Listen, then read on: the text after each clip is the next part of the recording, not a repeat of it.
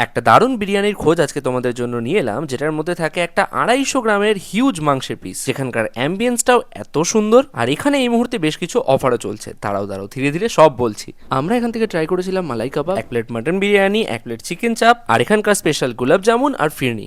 Chicken চাপেও এখানে একটা 250 গ্রামের চিকেনের পিস থাকে।